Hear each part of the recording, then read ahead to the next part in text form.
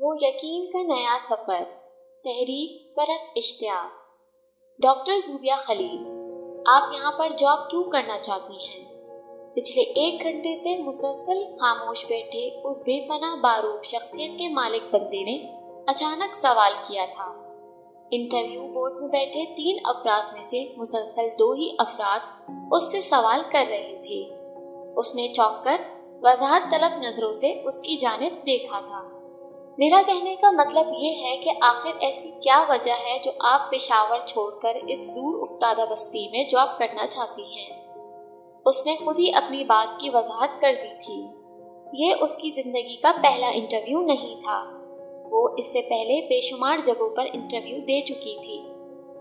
ملازمت کرنا بھی نیا تجربہ نہیں تھا، مگر یہاں اپنے بالکل سامنے اس وسیع و عریض میز کے پیچھے بیٹھے اس بندے میں پتہ نہیں ایسی کیا بات تھی کہ وہ تھوڑی سی نروس ہو گئی تھی۔ حالانکہ وہ اس قسم کے سوال کے لیے خود کو تیار کر کے آئی تھی، مگر اس وقت معلوم نہیں کیوں اسے ایسا لگا تھا جیسے وہ اس سے جھوٹ نہیں بول پائے گی۔ وہ اپنی ذہین آنکھوں سے نہ صرف یہ کہ اس کا جھوٹ پکڑ لے گا بلکہ شاید ساری سچائی بھی جان جائے۔ اس نے لاشعوری طور پر ماتھے پر آیا پسینہ صاف کیا تھا، اس لیے کہ آپ کے ایڈ میں دیا ہوا سیلری پیکج اور دیگر مراعات میرے لیے اٹریکٹیو تھی۔ میں ہاؤس جاب کے بعد سے پچھلے 1 سال کے دوران گورنمنٹ جاب حاصل کرنے کے لیے خاصی کوششیں کر چکی، جن میں سوائے ناکامی کے کچھ حاصل نہیں ہوا۔ اگر پرائیویٹ جاب ہی کرنی ہے تو ایسی جگہ کیوں نہ کروں جہاں مجھے میری محنت کا بہتر معاوضہ مل رہا ہو۔ گھر سے سوچ کر آئے ہوئے انسان دوستی، خدمت خلق، وطن کی خدمت اور دکھی انسانیت کا درد قسم کے الفاظ اسے یکسر بھول گئے تھے۔ جھوٹ تو خیر اس نے ابھی بھی بولا تھا، مگر گھر سے سوچ کر آئی ہوئی دھواں دھار تقریر وہ بہرحال نہیں کر پائی تھی۔ اس کے چہرے پر اپنی بات کا رد عمل دیکھنا چاہا تو سوائے سپاٹ چہرے کے کچھ نظر نہ آیا۔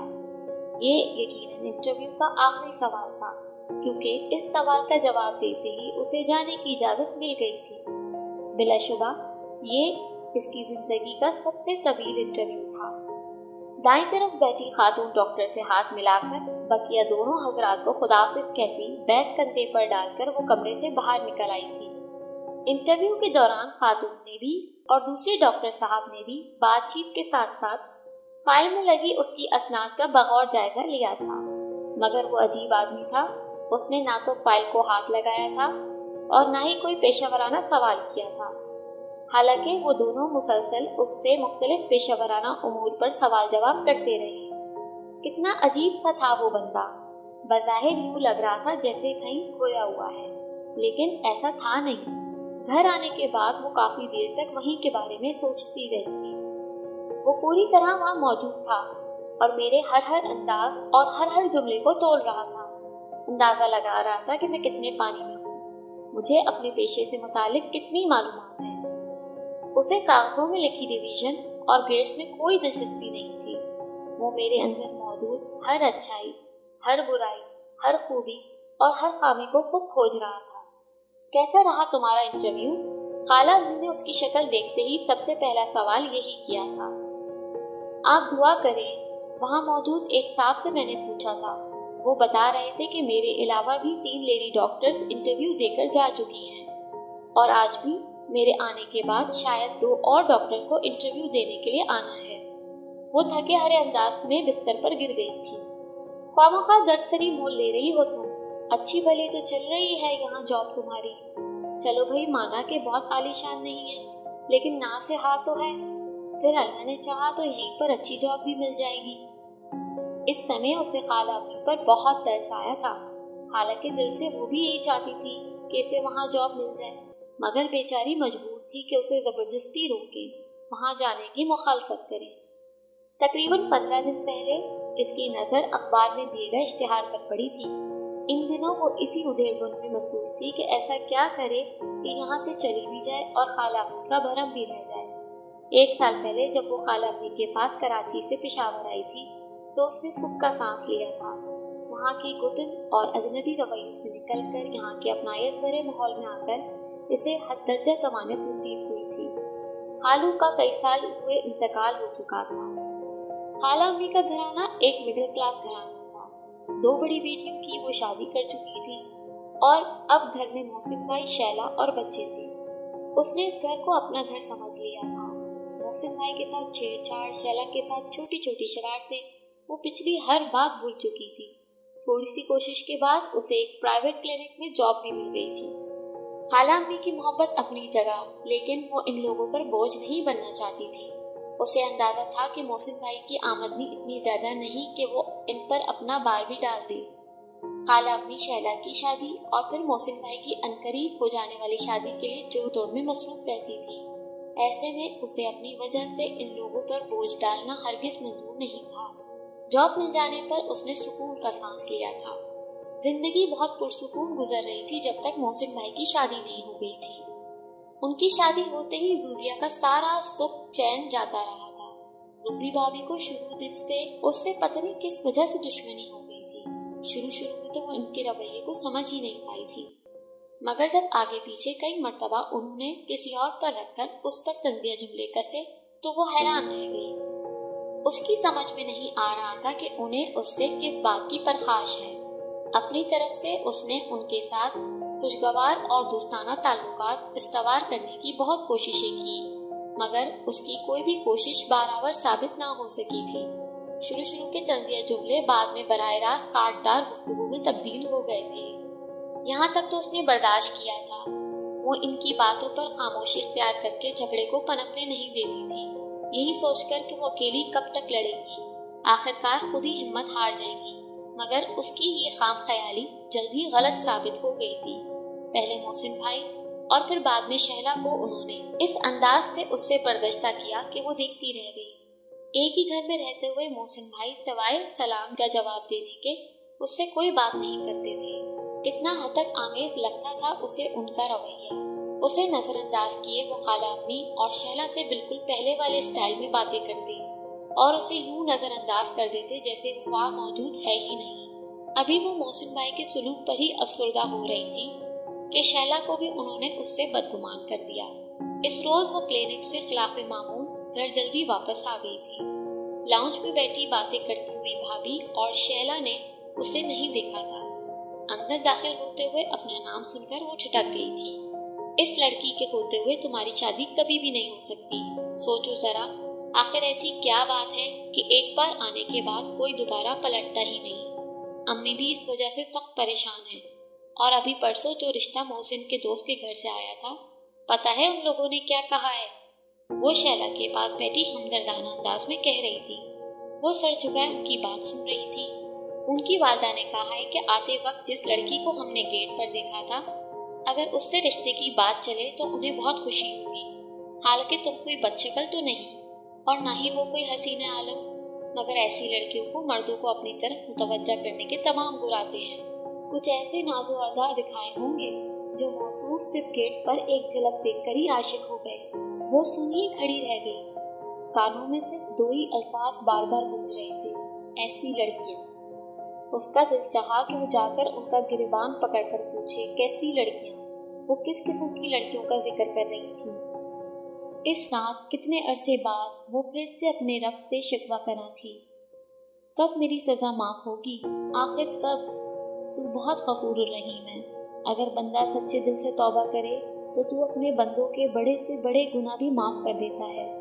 और मैं जो इतने बरसों से अपने गुनाहों की माफी मांग रही हूँ, तो तुझे मुझ पर रहम क्यों नहीं आता?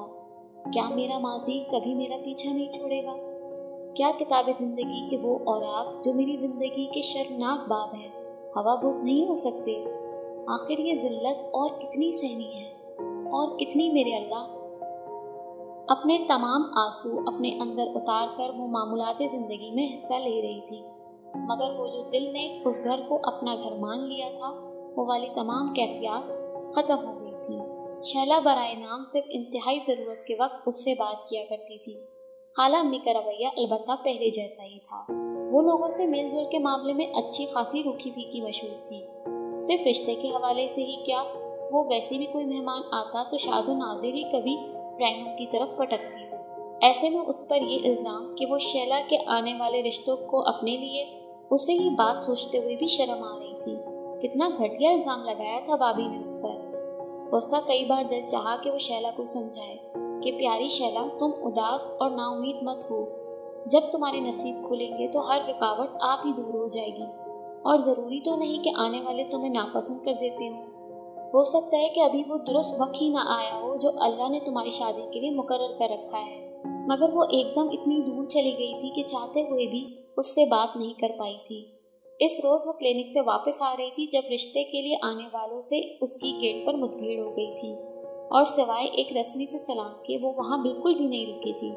مگر بھابھی نے جو بدگمانی اور شک کا بیج بو دیا تھا وہ آہستہ آہستہ پھلنا پھولنا شروع ہو گیا تھا۔ وہ چپ چاپ سب کچھ دیکھ رہی تھی، مگر کسی انتہائی فیصلے کے بارے میں اس نے اس وقت تک کچھ نہیں سوچا تھا جب تک بھابھی نے اس پر محسن بھائی کے حوالے سے انتہائی گھٹیا الزام نہیں لگایا تھا۔ اس روز صرف اتنا ہی تو ہوا تھا کہ طوفانی بارش میں اسے اپنا گھر واپس پہنچنا مشکل لگ رہا تھا، اور اس نے محسن بھائی کے آفس فون کر کے کہہ دیا تھا کہ واپسی میں اسے بھی پک کر لیں۔ اسے محسن بھائی کو ایک ساتھ آتا دیکھ کر بھابھی نے آسمان سر پر اٹھا لیا تھا۔ ان کے کمرے سے چیخنے چلانے کی آوازیں اتنی صاف سنائی دے رہی تھی کہ وہ اپنے کمرے میں بیٹھی بآسانی سب کچھ سن رہی تھی۔ شرم آنی چاہیے تمہیں ایسے واہیات الزام لگاتے ہوئے، محسن بھائی چلائے تو جواباً ان سے بھی تیز آواز میں چلائی۔ شرم آپ کو آنی چاہیے جو گھر میں پاک باز اور حیادار بیوی کے ہوتے ہوئے ایسی بدچلن لڑکیوں کے ساتھ گلچھڑے اڑاتے ہیں۔ وہ ساری رات اس ذلت پر بے آواز روتی رہی تھی۔ اسے کیا کرنا تھا وہ بالکل بھی نہیں جانتی تھی، مگر یہ تو طے تھا کہ اب اسے یہاں نہیں رہنا ہے۔ اگلے روز خالہ امی اسے خود سے نظریں چراتی ہوئی مزید شرمندہ کر گئی۔ وہ سارا دن سوچتی رہی تھی، کبھی سوچتی کسی وومن ہاسٹل میں رہنا شروع کر دے، کبھی سوچتی کئی پین گیسٹ کے طور پر رہنے لگے، مگر کوئی بھی بات اس کے دل کو نہیں لگ رہی تھی۔ اسی شہر میں رہتے ہوئے ہاسٹل وغیرہ میں رہنا بڑا ناممکن کام تھا۔ خالہ امی کو اپنے ملنے ملانے والوں کے سامنے کتنی شرمندگی ہوتی جن سے وہ برملا کہا کرتی تھی۔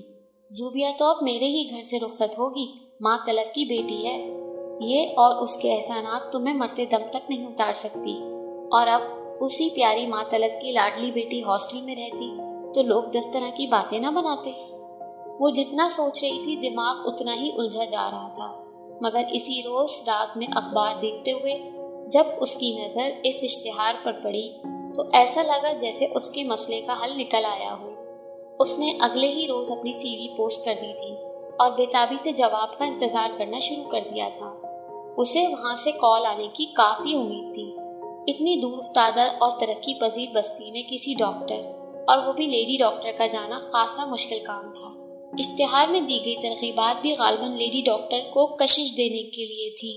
وہاں سے انٹرویو کی کال آئی تب اس نے خالہ امی کو اس بابت سب کچھ بتایا تھا۔ انہوں نے اوپری دل سے ڈانٹا ڈپٹا، مگر صاف لگ رہا تھا کہ وہ اس کے چلے جانے کا سن کر خوش ہو گئی ہیں۔ شاید آج کل میں وہ خود بھی اس سے یہی سب کہنے والی تھی، مگر کہنے کا منہ نہیں پڑ رہا تھا۔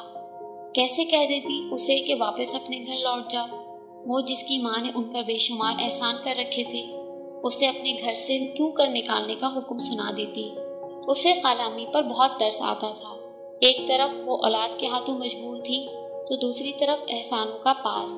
گھر کا ماحول ویسا ہی کشیدہ چل رہا تھا، نہ بھابھی نہ شیلا اور نہ ہی محسن بھائی، کوئی بھی اس سے بات نہیں کرتا تھا۔ وہ وہاں مجرموں کی طرح رہ رہی تھی۔ انٹرویو دے کر آنے کے 5ویں روز اس نے ڈاکٹر آصف علی کی فون کال ریسیو کی تھی۔ آپ پہلی تاریخ سے جوائن کر سکتی ہیں، انہوں نے مزدجہ فضا سنایا تھا۔ وہ آواز سے پہچان گئی تھی۔ ڈاکٹر آصف علی انٹرویو کے وقت وہاں موجود تھی۔ جلدی جلدی سب تیاری کر کے وہ جانے کے لیے تیار ہو گئی، ایک اور دربدری، ایک اور جلا وطنی کے لیے۔ ویکنڈ پر ضرور آیا کرنا۔ اسے ایئرپورٹ چھوڑنے کے لیے محسن بھائی آئے تھے۔ اس کے اس طرح جانے کا سن کر وہ خاصے شرمندہ نظر آ رہے تھے، اور ان کا شرمندہ سا لہجہ اور نظریں چرانے والا انداز اسے خود بھی شرمسار کر رہا تھا۔ جواباً گردن اقرار میں اس طرح ہلائی تھی جیسے ہر ویکنڈ اور تمام تعطیلات یہاں گزارنے کے لیے دل و جان سے تیار تھی۔ رخصت ہوتے وقت جب اس نے بھابھی کو سلام کیا تو وہ بنا جواب دیے اپنے کمرے میں گھس گئی تھی۔ شہلا البتہ خالہ امی کے ساتھ اسے گیٹ تک چھوڑنے آئی تھی۔ وہی رسمی تاکیدیں ہوئی تھی کہ چھٹیوں میں ضرور آیا کرنا، اور اس نے بھی رسماً حامی بھر لی تھی۔ جہاز میں ارد گرد سے لاتعلق بیٹھے اسے پتہ نہیں کیوں برسوں پہلے پڑھی نظم یاد آئے چلی جا رہی تھی۔ کرے رخ نگر نگر کا کہ سراغ کوئی پائے، کسی یار نامہ بر کا، ہر ایک اجنبی سے پوچھے جو پتا تھا اپنے گھر کا۔ وہ تمام تر سوچوں کو جھٹک کر ذہن کو پرسکون رکھنا چاہ رہی تھی، ہر فکر سے ذہن کو آزاد کر کے اس قدرتی حسن سے مالا مال سرزمین میں کھو گئی۔ گاڑی اس پرسکون عمارت کے سامنے رکی تو وہ باقی ہر سوچ اور ہر چیز سے دھیان ہٹا کر اس قدیم جدید آرکیٹیکچر کا امتزاج لیے ہوئے حسین عمارت کو بغور دیکھنے لگی۔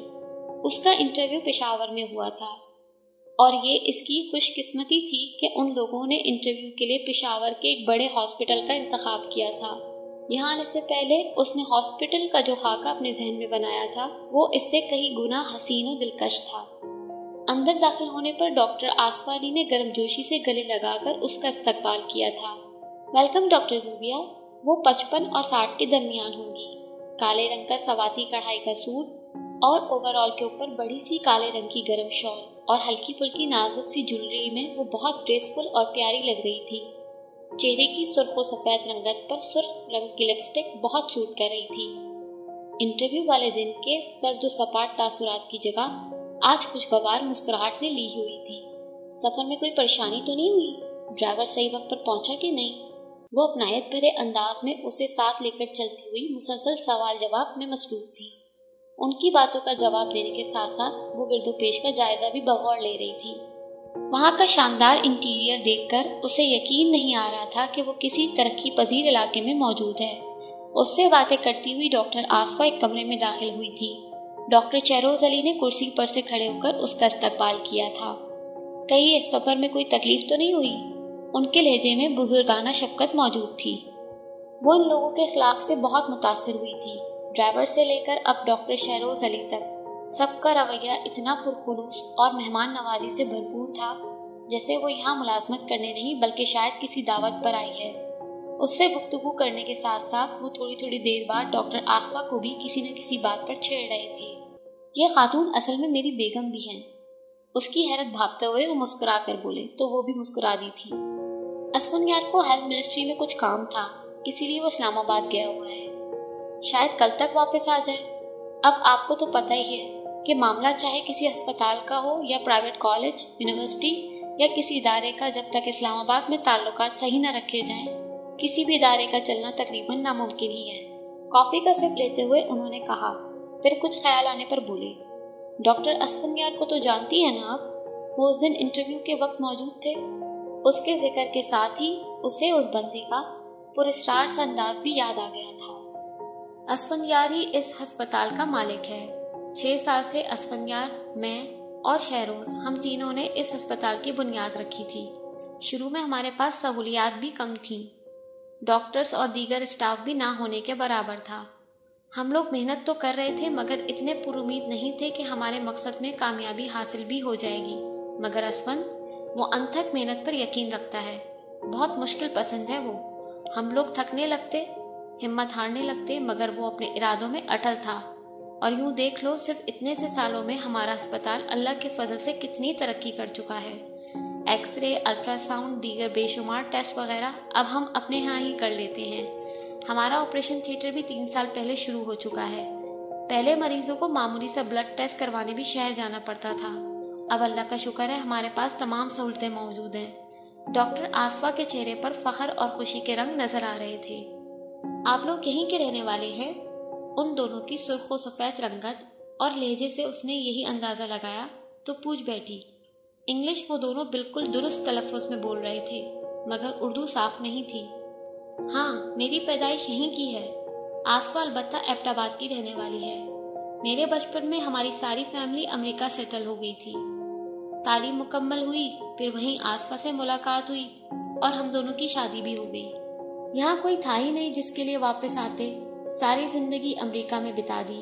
شادی کے بعد بھی پڑھتے رہے، خوب ڈگریاں حاصل کی، خوب علم حاصل کیا، بہت ساری دولت کمائی۔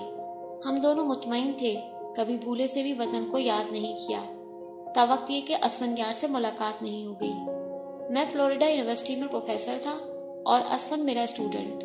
وہ بہت اچھا اور بہت ہی جینیس اسٹوڈنٹ تھا اور ساتھ ہی میرا ہم وطن بھی۔ اسی حوالے سے ہماری اسی وقت اچھی انڈرسٹینڈنگ ہو گئی تھی۔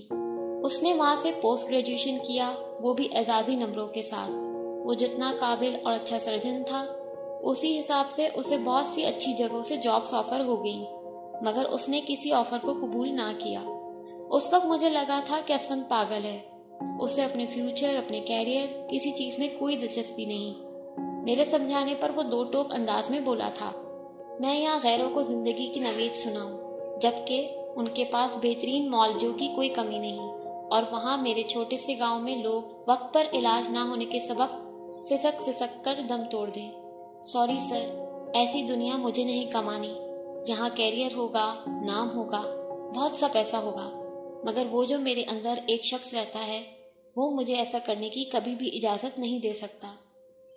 तब मैं पहली बार चौंका था। कितना मुख्तलिफ था वो कम उम्र सा लड़का। इस रोज़ पहली मर्तबा मुझे पछतावों ने घेरा था। वो यंग था, वहाँ की भागती दौड़ती ज़िंदगी और चकाचौंध में उसके लिए कितनी सारी कशिश होगी, मगर वो सब कुछ ठुकराकर वतन वापस आ गया था, और मैं सारी ज़िंदगी अपने वतन से दूर गैरों की दिलजोई में लगा रहा। वो बहुत संजीदगी से बोल रहे थे। असफंद यार का जिक्र करते हुए उनके लहजे में बहुत मिठास और पदराना शफकत महसूस की थी उसने। वो इसे बता रहे थे कि जब असफंद यार तालीम मुकम्मल करने के बाद पाकिस्तान वापस आ रहा था, तो उसी वक्त वो लोग अपनी इस छोटी सी बस्ती में एक अस्पताल कायम करने का उसमें इरादा कर चुके थे। अस्पताल बनाने का ख्वाब असफंद ने देखा था, और इन दोनों मियाँ बीवी ने उससे वादा किया था कि वो इस ख्वाब को ताबीर देने में उसका पूरा साथ देंगे। 6 साल पहले असफंद यार ने उन्हें अस्पताल की इमारत तैयार हो जाने की नवीद सुनाते हुए यहाँ आने की दावत दी थी, और उन लोगों ने फौरन रख्ते सफर बांधा था। अपनी इकलौती बेटी की शादी वो कर चुके थे और अब हर तरह की जिम्मेदारियों से फारिग थे। वहाँ की पुरतइश जिंदगी और कर उन्होंने बकिया तमाम उम्र यहीं बिताने का फैसला किया था। लंबे चौड़े मजबूत जिसामत वाले डॉक्टर शहरोज अली उसे बहुत अच्छे लगे थे। उनके चेहरे पर दाढ़ी और नमाज के निशान ने उनकी पुरवकार शख्सियत में एक बड़ा प्यारा नूरानी सा तासुर पैदा किया हुआ था। आइए मैं आपका हमारे स्टाफ से तारुफ करा दूं। कॉफ़ी पीकर फारिग होने के बाद डॉक्टर आसफा ने उसे साथ चलने की दावत दी थी। स्टाफ अच्छे खासे अफराद पर मुश्तमिल था, टेक्नीशियंस, वार्ड बॉयज़, नर्सें। वो उसे फर्दन सबसे मुतारफ़ करवा रही थी। वहाँ ख़वातीन स्टाफ बहुत कम था। उसके इस्तफसार पर डॉक्टर आसफा ने बताया था, यहाँ औरतों का काम करना बहुत मायूब समझा जाता है, और इतनी दूर दराज कहीं और से आकर ख़वातीन का काम करना भी बहुत ही मुश्किल काम है। हमारे पास खातून डॉक्टर्स मेरे अलावा कोई थी ही नहीं। पैरामेडिकल स्टाफ में भी ख़वातीन बहुत कम है, और पर्दे की इतनी ज़्यादा सख्ती है कि औरतें मर्द डॉक्टर से इलाज ही नहीं कराना चाहती। आपको अपॉइंट करने की ज़रूरत भी इसीलिए पेश आई थी कि मैं अकेली लेडी डॉक्टर थी। दिन रात कोई वक्त मेरे पास आराम के लिए बचता ही नहीं था। असफंद ने कहा कि हम एक लेडी डॉक्टर अपॉइंट कर लेते हैं ताकि आपका बर्डन कम हो सके। वहाँ 2 डॉक्टर्स और भी थे, जिनमें से वो सिर्फ एक ही से मिल पाई थी। डॉक्टर शाहब रफ़ीक सवात के ही रहने वाले थे। फैमिली उनकी मंगोरा में रहती थी। दूसरे डॉक्टर ताजदार खान, जिनसे उसकी अभी मुलाकात नहीं हुई थी। सब ने उसे खुले दिल से खुशामदीद कहा था।